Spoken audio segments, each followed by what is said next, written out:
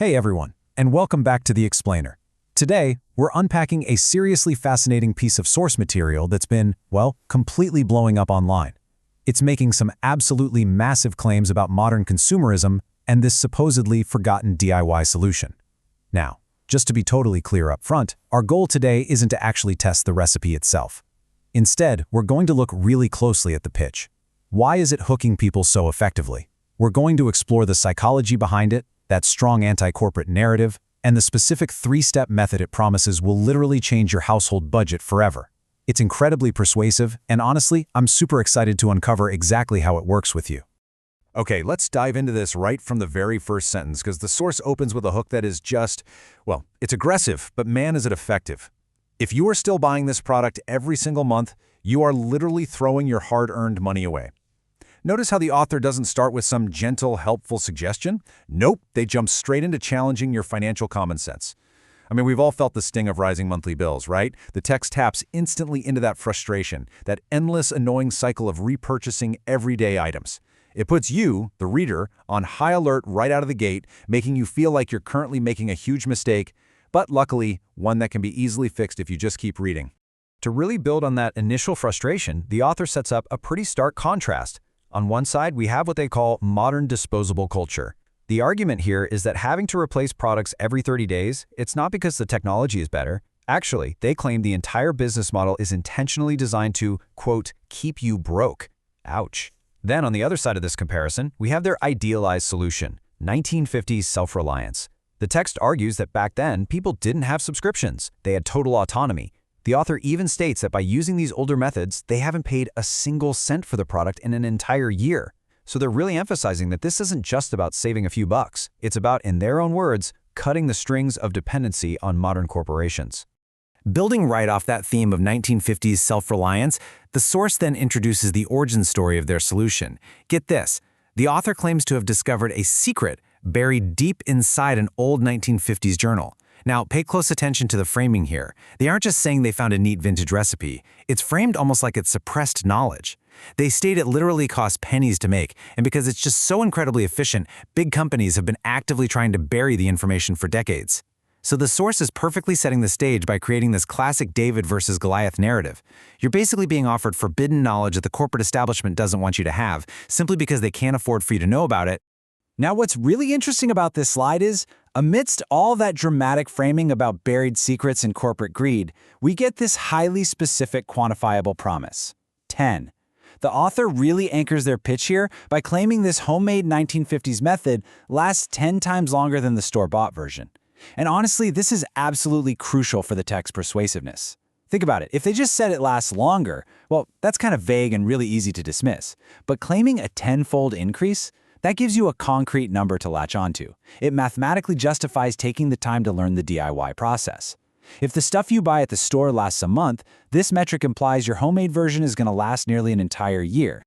All right, so let's see how this all builds into the actual methodology. The text outlines this highly anticipated three-step process that you can do right at home to finally break free from that subscription cycle.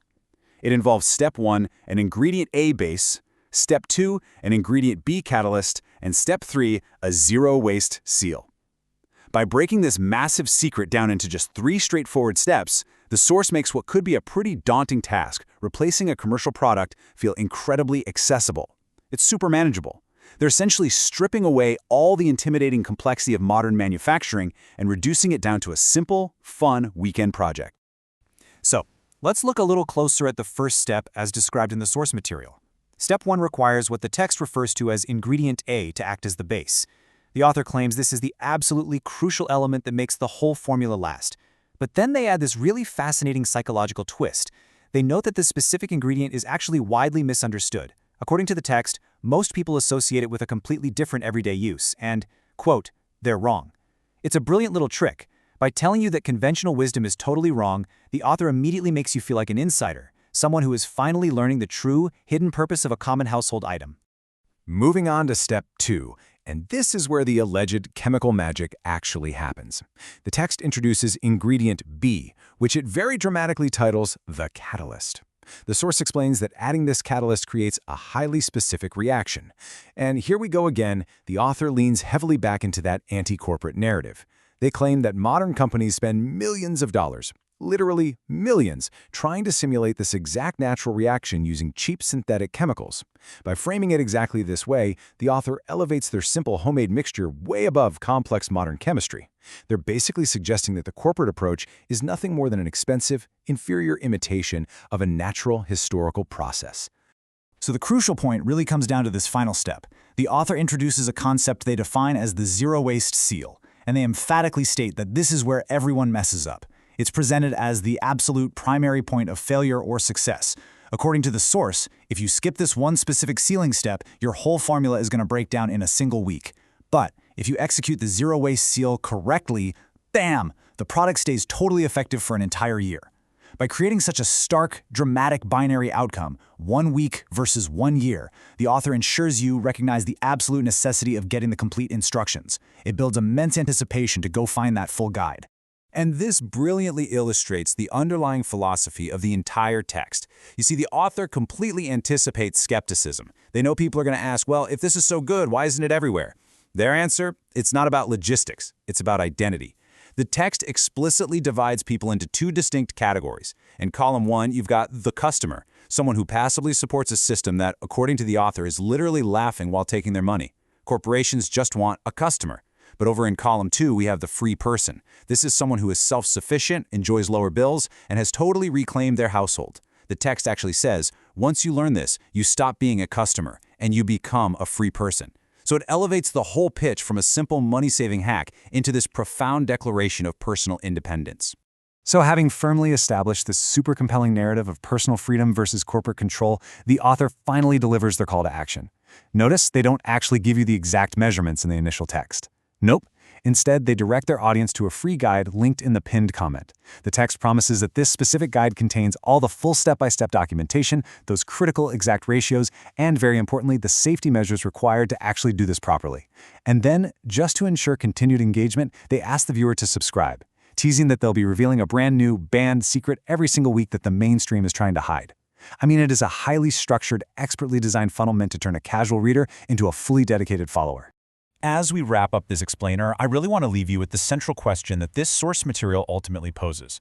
Because beneath all the claims about 1950s journals, secret catalysts, and that intense anti-corporate rhetoric, the text is actually asking us to evaluate our modern lives. The author successfully touches a real nerve here. They make us wonder if our heavy reliance on monthly subscriptions and disposable products has quietly stripped us of our basic household autonomy. It forces us to ask, is modern convenience truly worth the loss of our self-sufficiency? It's a really provocative thought about modern consumerism. And honestly, regardless of how you might feel about the actual recipe itself, the way the author frames that question is undeniably powerful. Thank you so much for joining me to deconstruct this today. Keep asking questions, keep analyzing what you read, and I will see you in the next explainer.